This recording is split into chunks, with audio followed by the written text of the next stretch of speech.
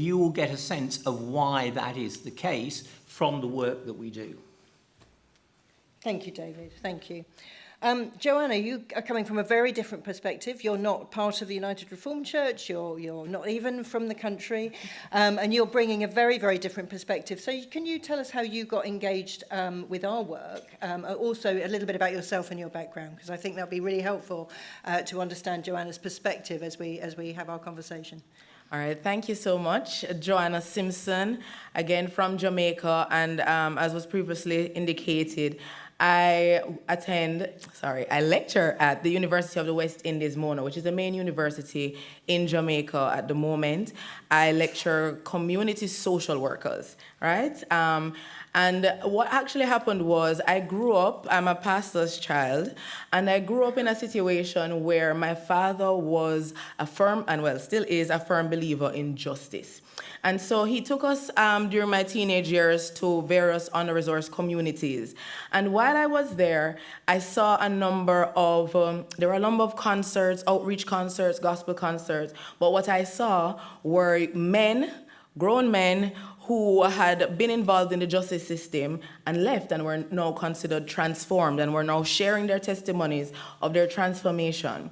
Eventually, I went into social work and then I did my PhD in government and decided to look at how people live a life of crime, because crime is a significant issue in my nation, and we have had one of the highest murder rates, my apologies, in the world. And so I started from my interest in what causes violence, and it kind of worked me back to the environment that a lot of the young men grew up in is what influences their involvement in violence. But then what causes that violence? Okay, the community. But what causes this community? A lot of it had to do with coming down from slavery, colonialism, and it is now embedded in our culture. And so what I actually call political colonialism has happened, where when we obtained independence, some of our politicians kind of took over our communities. And so as a result, I am here because I believe that in order for us to reduce violence and also to help persons to just have a sense of dignity and worth and opportunity, we have to look at what the social factors are. And research really shows that faith volunteers are key persons when it comes to transformation. And so I'm focusing on encouraging and empowering the church to be more involved in justice and mercy issues like youth violence. Thanks, Joanna. Thank you very much.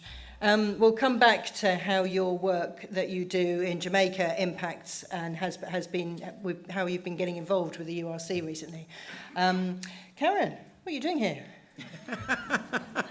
Well, because the URC decided to reappoint me. No, in all seriousness, I think my journey with the URC's Legacy of Slavery journey started in 2017 when the URC started engaging with the Council for World Missions journey.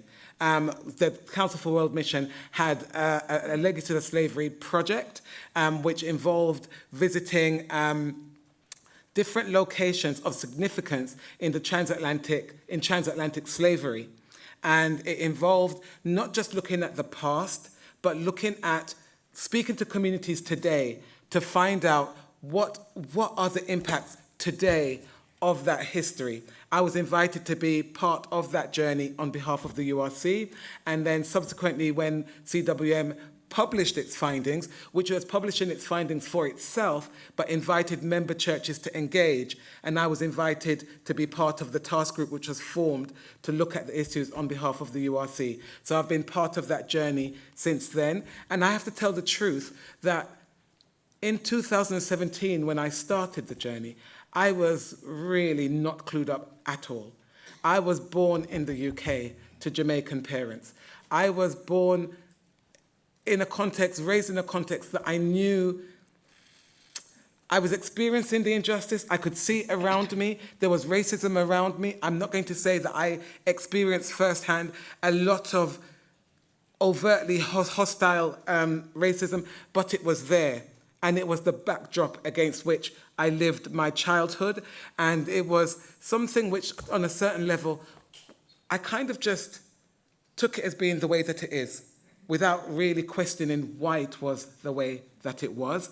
And there were things like, for example, even when it wasn't about being overtly racist, there were things and understanding, for example, that as a black person, you have to be twice as good in order to be equal. And it never occurred to me to question it as such. I heard it, I recognized it, I made it be a spur to me to not become part of the negative statistics. But it didn't occur to me to challenge the situation and to say, why should that be? And to recognize how ridiculous that is anyway. Because if our counterparts are brilliant, how am I going to be twice as brilliant? That's nonsense. So it didn't occur to me. So it's been a journey of learning. And so that's why I've been, since I took over heading up this work, which was in 2020, we've been on a journey, I think, of trying to bring people on the journey, trying to encourage people on the journey. And I think, Lindsay, if I can just finish saying something about that, is to say that in my humble opinion, I think that none of us has any control over where we start the journey, because we are products of where we're coming from, products of our context, products of our childhood, products of all kinds of things, and we don't have any control over that. The same way I had no control over it.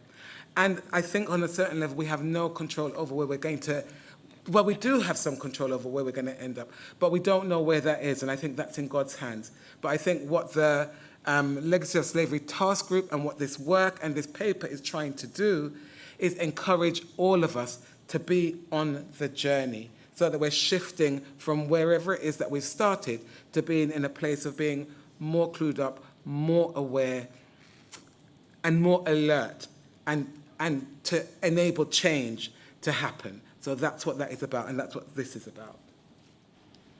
Thank you very much.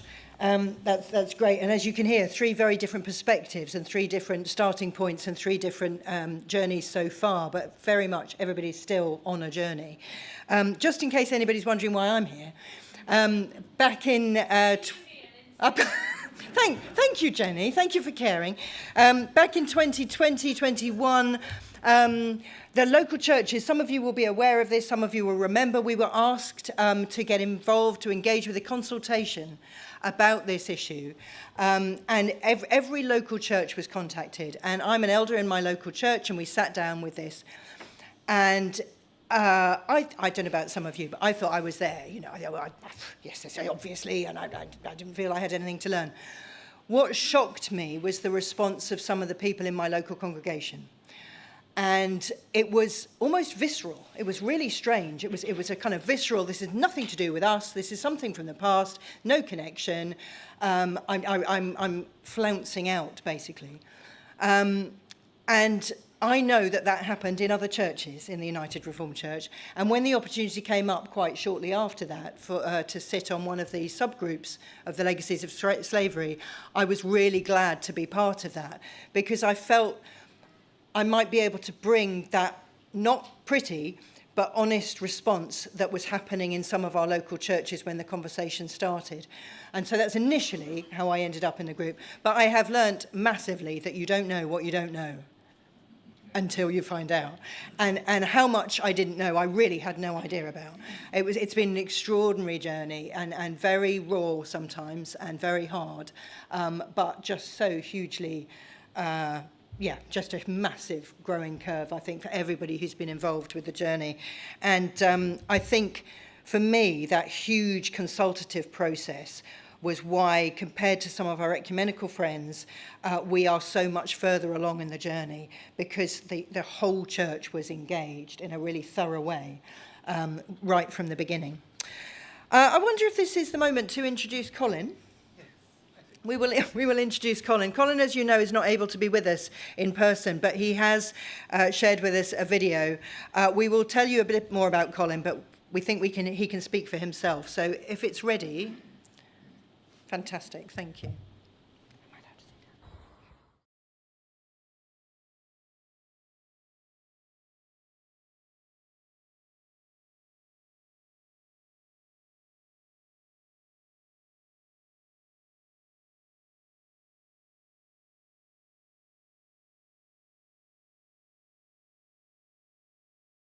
has changed that. But thank you for making this opportunity available so that I can address you on a matter that is of significance to me, and I know to you as well. We are talking about reparations and the legacies of slavery. And I'm actually standing in the first garden of justice, reconciliation, and peace that we have created as part of our commitment to provide spatial markers that will help us all to appreciate those who have struggled to bring about the liberation from enslavement. The gardens also represent spaces where people can gather for conflict management and the opportunity to reflect on life, its struggles, its challenges, and its opportunities.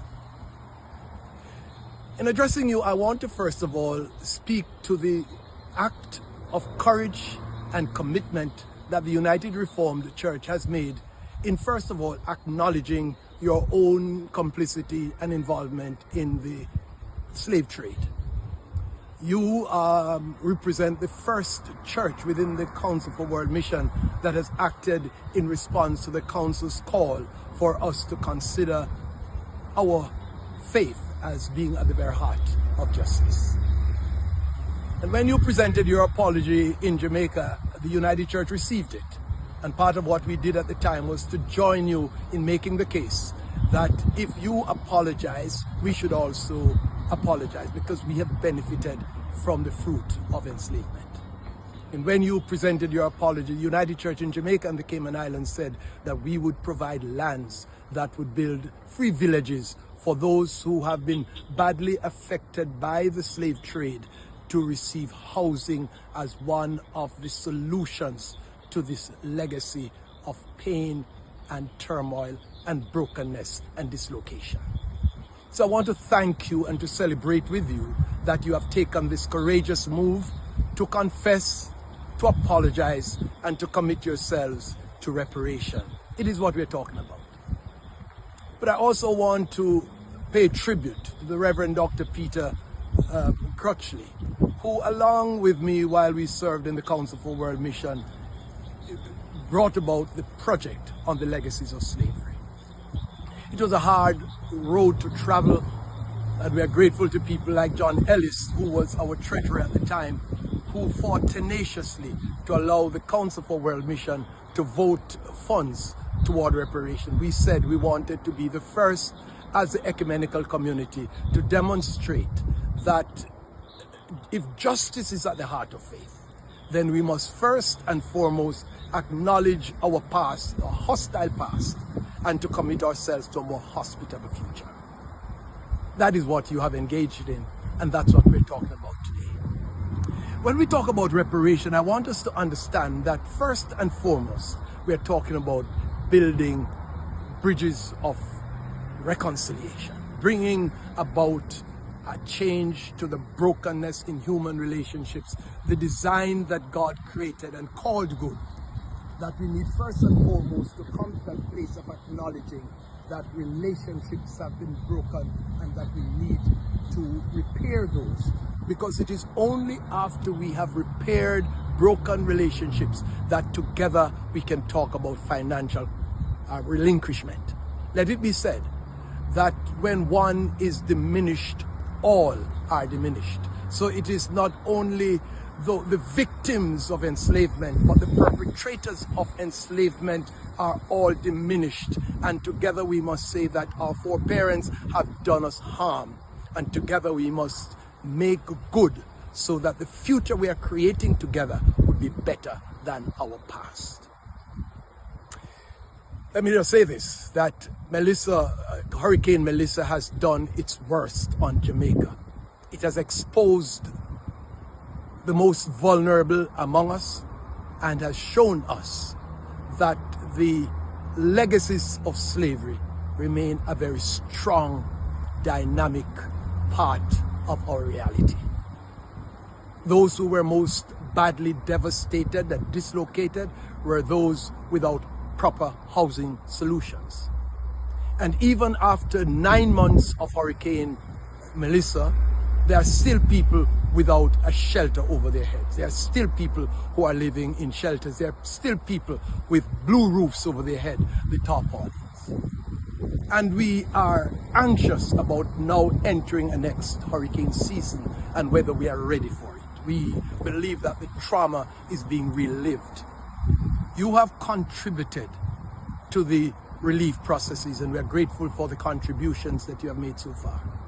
But maybe this is a time for the free villages to come to fore and for you to appreciate that reparation, which is not about charity, reparation which is not about tokenism, reparation which is about relinquishment, which is about acknowledging that we have benefited from a hostile history and that we are in the position to make good today.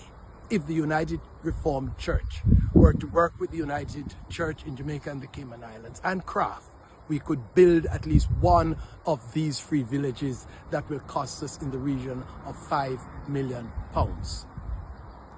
We ask you to come on board with us and let us repair the breach, bring about healing and reconciliation for you and for us, for the people of God across Europe, the Caribbean, Africa, and around the world. Let us give the best of ourselves to God, because it is in giving back of ourselves to God that we acknowledge that we cannot in any way support any part of our history that has dehumanized some of us. And the United Nations has declared that the chattel slavery was one of the greatest sin against humanity. That we must understand, and as a church we must stand sure-footed and say we were part of it. And because we were part of it, we must do whatever it takes to change that narrative and to create hospitable communities in which all of us will flourish together, live in peace and harmony, serve the good of one another, and give honor and glory to the God of justice who have called us into relationship. Thank you for the opportunity, and may God truly bless us all.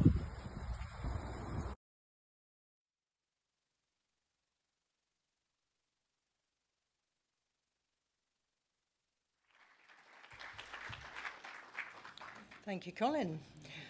Some of you might have met him at previous General Assemblies, and he's a very powerful speaker. Colin made reference there to the Free Villages project that is being proposed. And those of you who've read the report will see that there are three prongs, if you like, three strands to the legacies of slavery work in the URC. And one of them is Jamaica-based, in Jamaica, with the Free Villages. And David, I wondered if you wanted to say something about the connection between the Free Villages and the URC and what that looks like from your point of view. Yes. Maybe you read something about the new Free Villages in, I think, the last but one issue of Reform. The cover is about assisted dying, but inside it is some assisted resurrection. It's about new free villages. And what is also, it's worth just going back and looking at this because it also has pictures, photographs of what Hurricane Melissa did to an island that had already been undermined historically by the legacies of slavery. One of the statistics that is there in that essay, which I think is a really valuable piece of work by Stephen Tompkins and Karen, I think, put a lot of it together, is the fact that 30% of the population of Jamaica, of the island of Jamaica, are living as squatters on land that they have no legal claim to. Now, let us think about where we live. Most of us have, I would imagine, legal claim to where we're living, however luxurious it is, which palace it is, or which flat it is, or whatever. 30% of the population don't have any right to be where they're living. And in that situation, on top of that situation, the hurricane that came through, what was it, last November? Yes, October, November, devastated an island which was in that position already. So the organisation that Colin mentioned, CRAF, the Churches Reparations Action Forum, is working to use church land to build proper housing, meaning decent housing, but also sustainable housing in a climate, a hurricane-threatened environment. There's always hurricanes there every year, right? Pretty much, yeah. And the irony of it is that the churches that we're talking about, the church leaders we're talking about, people like Colin and Gordon Cowans, who some of you will also know, are in this bizarre position that they are the inheritors of the wealth and land of the slave owners. One of the other statistics I was struck by is that you mentioned Jamaica has a record for crime. It's also, in the Guinness Book of Records, it's the country that has the largest number of churches per square mile of any country in the world. More churches per square mile than any other country in the world. And that's because the slave owners were very godly men by their standards. But they left behind a record of ungodliness, which is still the legacy of slavery today. And that's what the Churches Reparation Action Forum and the URC is trying to work together to do, both in a sense as guilty parties. We are both complicit in these evils. And what we're trying to do now is act in Christian witness and living as we understand it in the 21st century to make a real difference. Thank you, David. Karen, did you want to pick up on that at all? I think what I would want to say, I agree with all that David is saying. That's a relief. But I think that the church in Jamaica has inherited land. I think the wealth is not in Jamaica. Wealth has been flowing out of Jamaica all of the time. So the wealth that should be in Jamaica is in Europe, is in the UK, is in America, is in all of these places. And Jamaica has got, or the church in Jamaica has got at least some of the land. But this is why the partnership that has been proposed would bring together the land that the church in Jamaica has got with at least some of the funding that would be available, hopefully, to flow from in this instance, from the URC to help support the development of the housing on that land. So in that way, it would be a real partnership between the two contexts as we both engage with the legacies as they pertain to us. Thanks, Karen. That's really helpful, I think, for us to see that connection and that balance. I'm going to move on a bit. As I said, there are three strands to the work that the Legacies of Slavery Task Group are doing. The second strand we call the sort of regional strand, where we're looking at mentoring projects for young men, young black men, in particular parts of the UK and focusing on particular areas. And this is because of all sorts of data that shows that young black men suffer far more from all sorts of implications of the socioeconomics of where they live, their education, their contact with the criminal justice system. And it won't surprise you that I'm going to turn to Joanna now to talk to us a little bit about this because of her background, but also because Joanna came to the UK and to the United Reformed Church last autumn in November as part of a project, a collaborative project with us and with Ascension Trust to look at violence among young teenage communities, young men, what causes it, what the implications are, who the victims are, and really wrestling with some of those issues because of this piece of work that the United Reformed Church is doing. So, Joanna, I'd wonder if you'd like to say, I think, actually, I'm going to throw you a challenging question for this one. Why should the church care? Why should the church care? All right, so I'm going to start, with a faith foundation and a little bit of my own personal reflections, because the issue of slavery did not, as I mentioned earlier, did not initially factor into my experience at all while I was growing up. And so as I kind of reflected and spoke to God about it, and what is this interest in a people group? What he really showed me was that Moses actually delivered an entire nation. And so from that, he convinced me that he's interested in delivering whole nations, in ethnicities, because with Moses in Exodus, he delivered Israel, but then from Egypt, but then in Isaiah 19, he delivered Egypt. And so from that, as I reflected on coming here last year, one of the things that I looked at, it was the scriptures in Isaiah 58 to Isaiah 61, and I'm just going to take you through what I believe is a foundation for why the church should be engaged in this injustice and mercy issues as it relates to slavery, and then further on youth violence.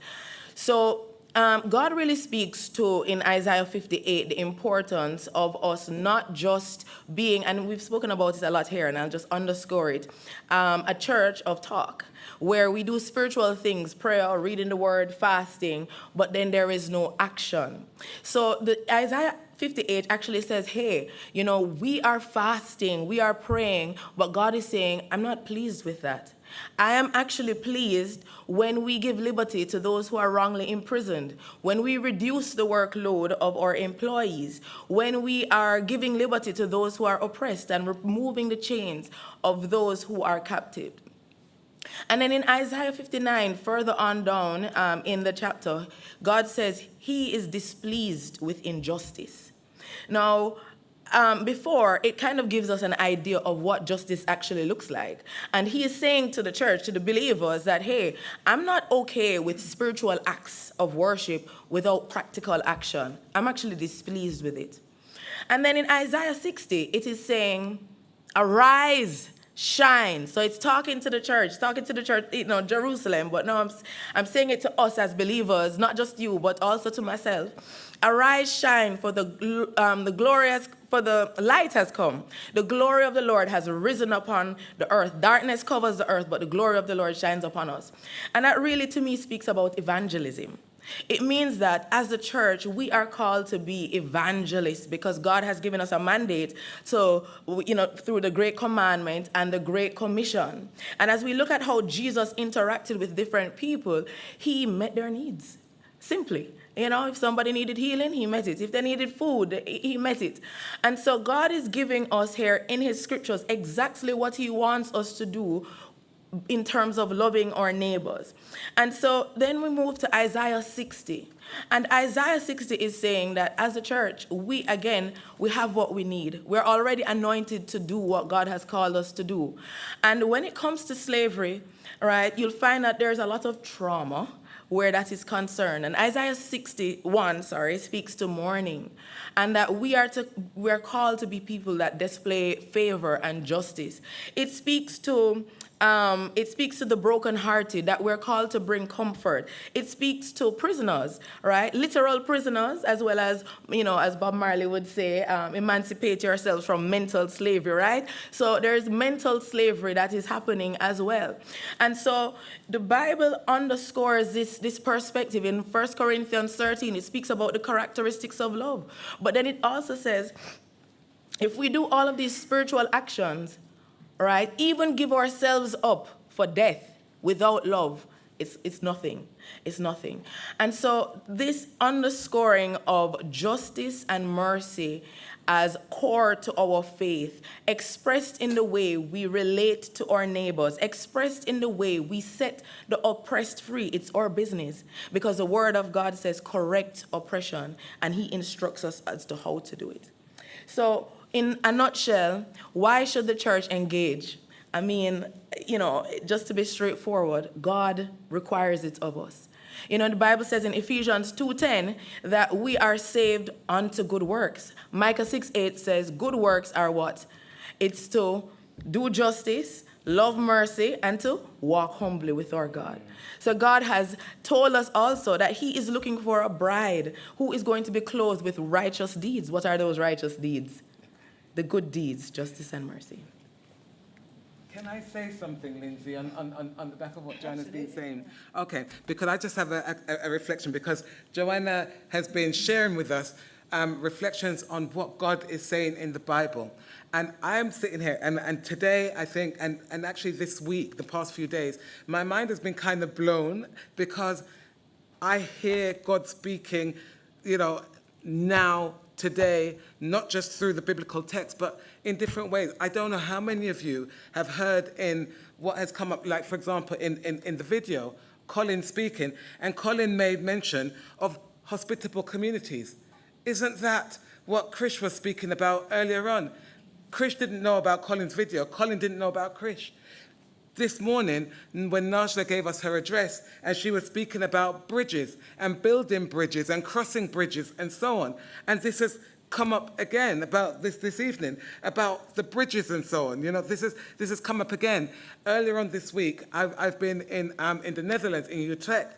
I'm looking at, with CWM, with the Council for World Mission, where we've been talking about mission and what it looks like in different contexts and so on. And I was privileged to attend a festival called Ketikoti, which is commemorating the emancipation of enslaved people actually in the Netherlands. And there were just themes that came up from there and about who you stand with. I think that came up earlier on today as well. Who you stand with, who is God favoring, who is God looking towards, And so if we are to model ourselves on that, where does that place us? This morning with the young people in the youth session this morning, in their worship, there was something that said, we will not offer to God offerings that cost us nothing. Isn't this chiming absolutely with what we've just been hearing about from Joanna from the Bible? So it just seems like the same messages are coming round again and again to us. And I'm inviting all of us, including myself, but all of you, to hear what is it that God is saying to us about this theme, about this work that we're presenting to you. Thank you. And I think there's something about that I love the sort of that dual thing, Joanna digging really deep into the Bible there, and Karen listening to the voices around her right now this week in all sorts of different places. So thank you, that's great. And Joanna we don't have a lot of time for it right now, but do find her during the weekend, because she's fascinating about the impact of trauma on young men particularly, and on what that might mean for communities and where that comes from, and how you track back, how you deal with that. So really, I've had only a couple of very brief, fascinating conversations with Joanna. So that will really tie into our second strand of our regional work. The third strand is, we've called it local, but it's actually about us. It's local as in it's us, it's the United Reformed Church. And that's the anti-racist training. There was a huge amount of training done in 2024 following previous General Assembly resolutions. And there was a long list of all the people for whom it would be mandated, people in leadership in the church. And most of those people have now received training. And last year there was some more sort of catching up with some of the groups and some new people, and we're looking at how to cascade that further, and you'll see the proposals in the paper. But I did want to just ask Karen quickly whether you have a sense of how it's gone, really, what the impact might have been, how it's landed with people, whether you have a sense from your end of how that's gone. I'm going to speak very, very honestly, and I'm going to say this. I know that the training, as it is for many people, as they've experienced it, is not what they were expecting. But I would also say that for the majority of those people, they're saying that the fact that it wasn't what they expected is a good thing, and it was better than they were expecting. It's not a tick box. It's not a what's the word? It's not a binary situation. It's not do this, don't do that, and so on. It's inviting us to be on a journey and for us to think, for us to recognize the situations that we're in, to recognize who we are, our context, the privileges that we carry, and how can we make a difference in these situations. So anybody who is looking for, tell me the right thing to do and the wrong thing to do, unfortunate. That's not what it's about. But I think it's better than that. And we have been collecting feedback, and that is the majority of the feedback. And many people have sort of said, wow, just took us on such a journey. And I think that it's making an impact in those places, in those individuals. And as you engage with them and so on, and I think it is raising awareness and making people think. I'm going to be honest and say that I'm still waiting. It's still to be seen. And I think there's follow-up work to make it really make the difference in the church. Because I'm going to say this. I think racism, it's a beast. And systemic racism, it's a beast. If we were talking about overt racism, if you want to call me some swear words and put some N-words into it and all that kind of stuff, I wouldn't like it. You would not like my response. But we could know how to deal with that. The problem is that the bigger issue that we're dealing with is the unrecognized racism.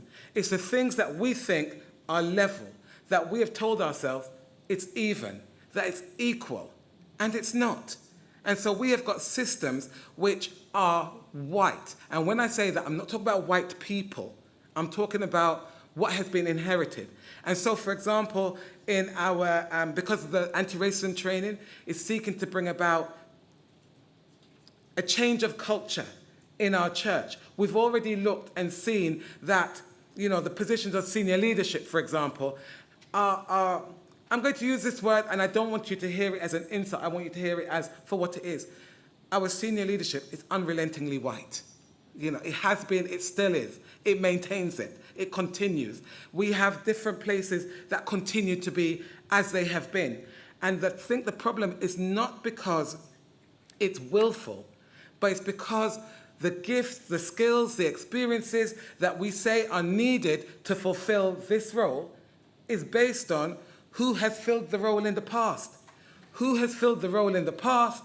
It's been predominantly white middle-class people, predominantly white middle-class men. So we ask for the same gifts and skills and experiences, and so those are not embodied by our colleagues from global majority backgrounds where they might not have been able to be exposed to this thing or to that experience or to that learning or to that experience, and so on. And so therefore, we inadvertently replicate and replicate and replicate. And the problem is that even though as individuals we go on a journey, I think we have yet to make that individual journey come together to change the organization and to keep the beast down. Thank you. Challenging as always. Thank you, Karen. Just before we send you off into groups, I thought unilaterally what I do is choose a moment of joy in the journey that we've been on. And we've been on the journey for different lengths of time. And I'm going to take privilege, and I'm going to start first. Is that all right? So I mentioned the legacies of slavery work, and the task group has worked for a long time on making a grant application to the Council for World Mission. Those of you who are familiar with the Council for World Mission know they've got some money. And they have a project called the Onesimus Project, which was specifically aimed at churches looking to redress issues around transatlantic slavery. And so we saw that fund and thought we'd need to make a bid for it. And we found out end of last week or beginning of this week, we found out this week basically that we have been successful in our bid, and we have been awarded. Wasn't a competition, £100,000 towards that second strand. So we are absolutely skipping about with that news this week. So,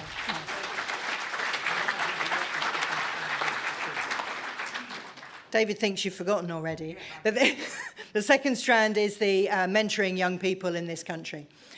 Thank you. So, David, do you want to bring a moment of joy over the last few years in this place?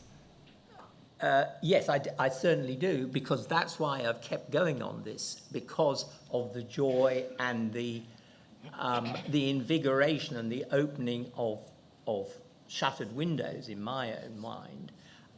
But I'd also like, before I just say that, could we ask the other members of the Legacies of Slavery task group who are here to stand up and just wave? I mean, there are one or two, so Tom.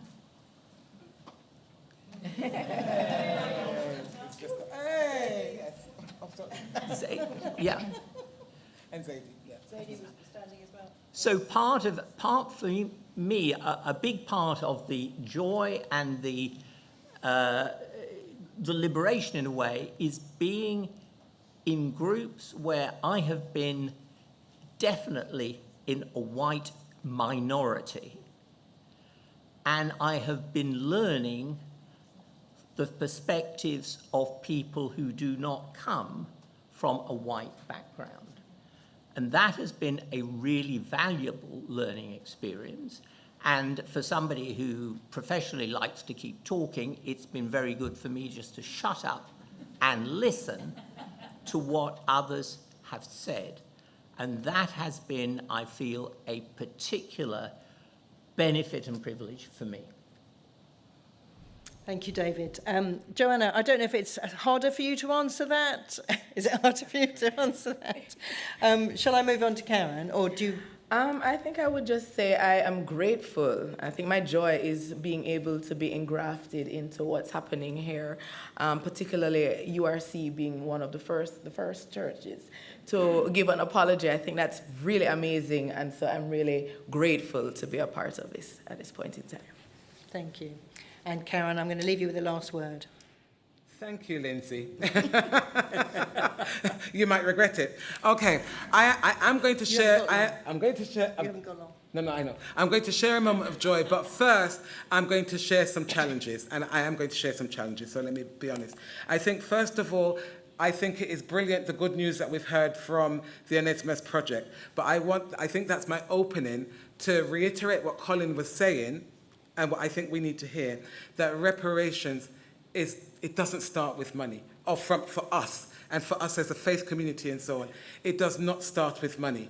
It starts with relationship. It starts with trying to mend what has been broken and raising everybody up. Because by trying to mend the relationship, those who are the descendants of enslaved people are healed, but so are those who are the descendants of enslavers, because we are all broken and diminished by this thing, the legacies of slavery. I think I would also want to say that whilst reparations does not start with money, it has to involve relinquishment, because in real life, people can't live on air. In real life, people need resources in order to resource their lives, their communities, their futures, and so on. So we're trying to balance something out. One of the things that I heard earlier on in the week is that at the point of emancipation, that the end of enslavement is not equated with the start of equality. And what we're aiming towards is equality, where everyone can be raised up. So that's a challenge.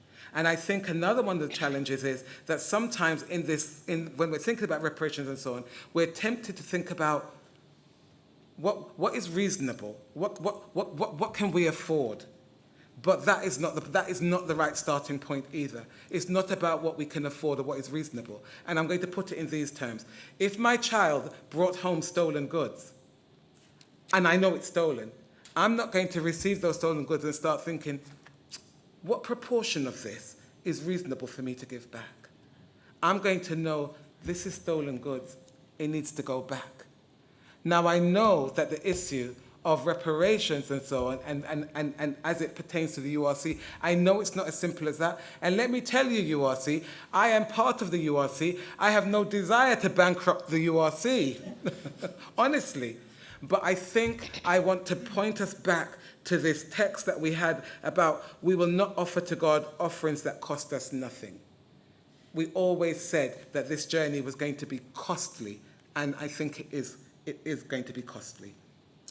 And having said all those things, and I want to plant that because one of the questions we're giving to you is to think about from your perspective, what does reparations look like? What does it mean? So I'm giving you a starter for 10. And then my point of joy, which is a mixture, was in 2022 when the URC, when General Assembly adopted the statement of confession and apology. And it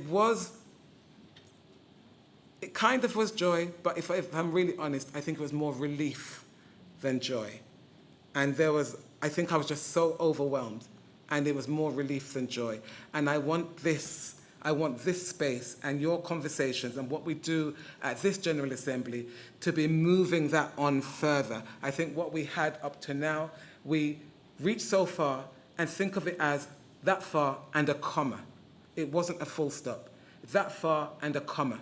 And what we're being asked to do now is to move it forward again until we're getting closer to the place where we can put the full stop, because everybody has been restored to flourishing life. But that's my hope, and that would be my joy. Thank you, Karen. So we are now going into group discussions. The groups are on the back wall in the area outside the hall. So hopefully you've already had a look, but otherwise that's where their lists are up.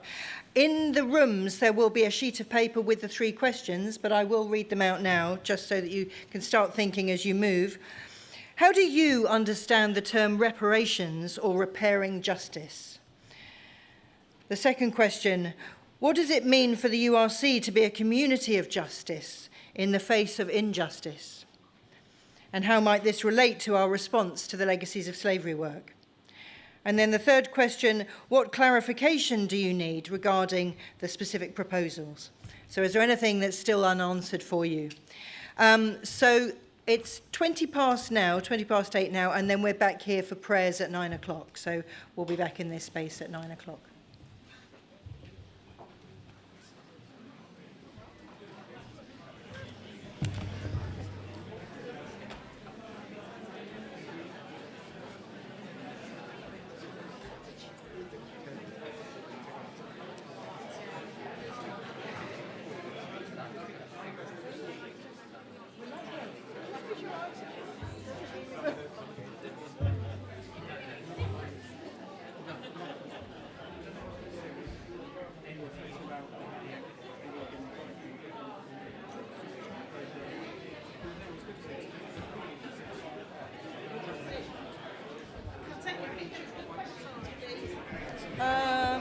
The piece of paper is in...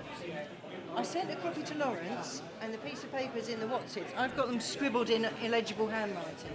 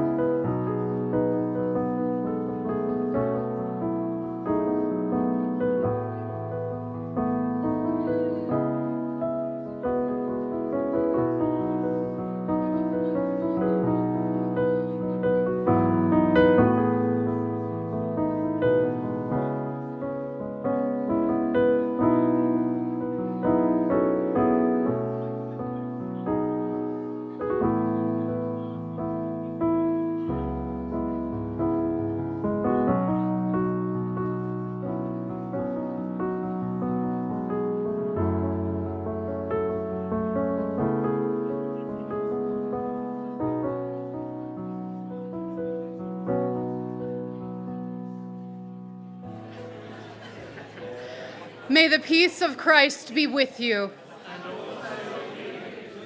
Good evening. We're about to start our evening prayers.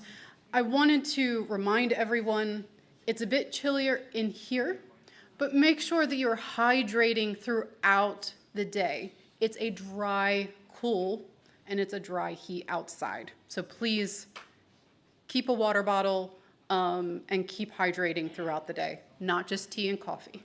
Thank you. Friends, Jane, bless her, has a nosebleed. So, with Jane's words, I will lead us in worship. Let us just take a moment to still ourselves as we come before God.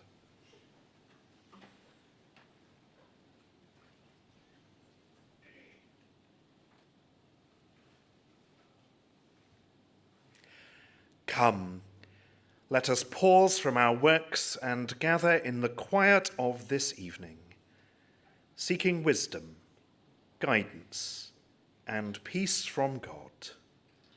O Lord, as we lay down our work and concerns, open our hearts to your word.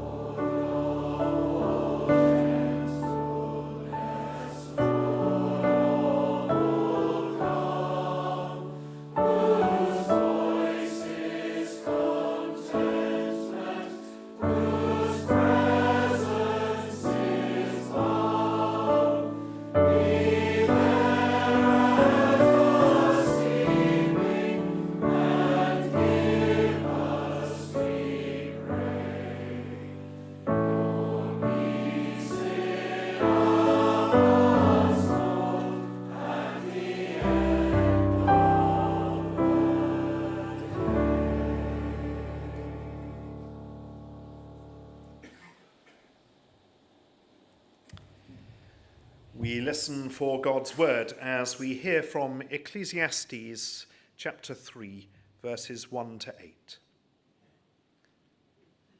For everything there is a season, and a time for every matter under heaven, a time to be born, and a time to die, a time to plant, and a time to pluck up what is planted, a time to kill, and a time to heal, a time to break down and a time to build up, a time to weep and a time to laugh, a time to mourn and a time to dance, a time to cast away stones and a time to gather stones together, a time to embrace and a time to refrain from embracing.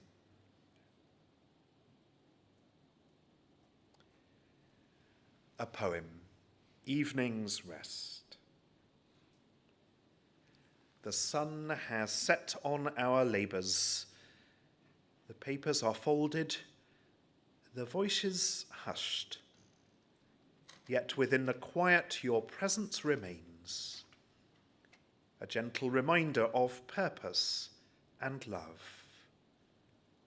Let our minds be still, let our hearts be light, as we leave the work of the day in your faithful hands tonight. And so let us pray. O God, giver of wisdom and peace, we bring before you the work of this day.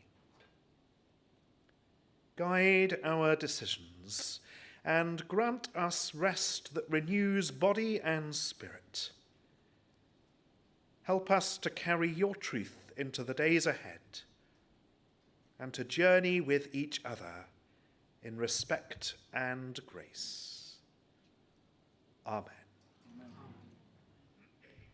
Leave here peacefully, taking with you what you've learned today for your future. May the Lord bless everything you do, as well as your rest and your time together. Amen.